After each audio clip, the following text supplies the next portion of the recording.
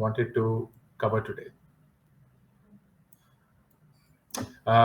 नीचे एक कोड है अंकुर वारिकू. कोई भी अगर आप अनअकैडमी पे क्लास लेते हैं तो उस पे 10% ऑफ आपको मिलेगा अगर आप कोड अंकुर वारिकू अप्लाई करेंगे.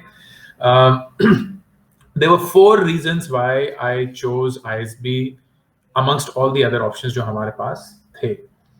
सबसे पहला, जैसे मैंने बताया, I wanted to be very specific कि मेरा ज्यादा वक्त इसमें ना जाए क्योंकि मैं एक्सप्लोर कर रहा था. And ISB was the first school in India जो 1 साल के MBA के साथ एक प्लान लेके आया था. तो that was very exciting क्योंकि 1 साल के अंदर ही पूरी डिग्री खत्म हो जाएगी. So you will get to understand कि सही था या नहीं था. दूसरा, the best thing about ISB was कि the peer group was experienced people. जो मेरे साथ पढ़ रहे थे उन सब ने जिंदगी में ऑलरेडी काम किया था और वो मेरे लिए बहुत इंपॉर्टेंट था क्योंकि मैंने जिंदगी में इतना ज्यादा काम नहीं किया था. तो मेरा पूरा एक्सपीरियंस सिर्फ 1 साल का था. इनफैक्ट अगर मैं अपने क्रेडेंशियल्स के साथ आज ISB में अप्लाई करूंगा तो मोस्ट लाइकली मेरा ISB में नहीं होगा.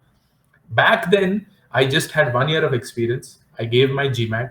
आई applied to ISB and thankfully मेरा हो गया. आई थिंक बिकॉज मेरे पास एक मास्टर्स की डिग्री ऑलरेडी थी, वो भी US से थी. So it may have helped my case.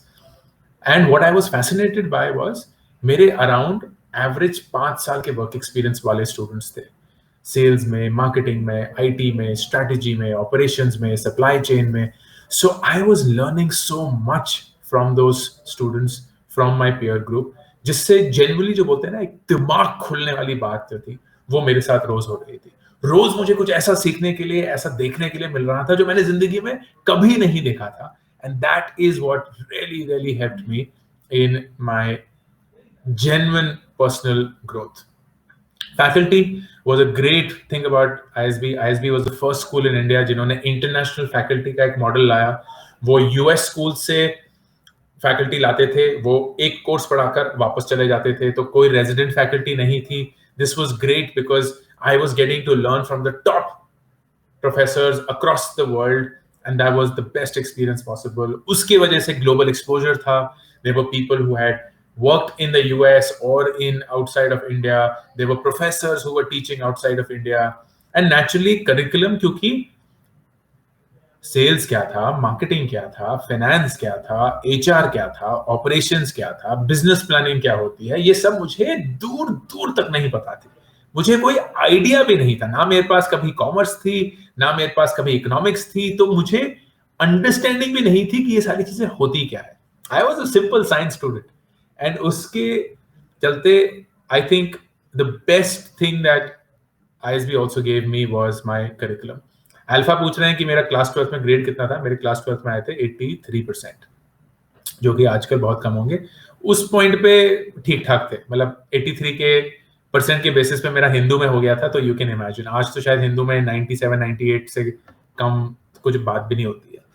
Anyway, so these were the big reasons. And ISB का डिसीजन लेने का मैंने जो इवैल्यूएशन किया था वो ये था. ISB जैसे मैंने बताया उस समय पे बहुत महंगा कोर्स था, आज भी है, but it was great in terms of the investment that I was making. 15 lakh रुपए का कोर्स था एंड मेरे उससे पहले जो नौकरी थी वो मुझे महीने के 14,000 रुपए देती थी. 14,000 रुपीज इन हैंड. और जो ISB का 15 लाख रुपए का लोन था उसकी EMI थी 20,000, 20,063 rupees to be precise. And ये था एक बड़ा अमाउंट. इतना बड़ा अमाउंट कि आज तक मैंने इस अमाउंट को कमाया भी नहीं है. ना ही ऐसे मैंने बताया हमारी फैमिली में इतनी हैसियत थी, कोई सेविंग्स ही नहीं थी. So when I took this loan and I took it from SBI, सबसे पहली चीज ये थी कि ISB में अगर आपका दाखिला हो जाता है तो आपको बिना कोई चीज गिरवी रखे हुए, बिना कोलैटरल के एक लोन मिल सकता है, which is true for most good institutions for an education loan. Education loan usually काफी lower rate of interest पे मिलता है and if you go through a good college, आपको collateral या कोई चीज गिरवी नहीं रखनी पड़ती. And ISB was the same case. The only thing that we had to keep as a collateral was the actual ISB की डिग्री. तो जो ISB की जो ओरिजिनल डिग्री है वो जब आप ग्रेजुएट कर जाते हैं तो वो आपको नहीं मिलती, बैंक में चली जाती है. और जब आप लोन चुका देते हैं तब वो बैंक जाके आपको एक्चुअल डिग्री आपके हाथ में सौंपता है. But that was what it was.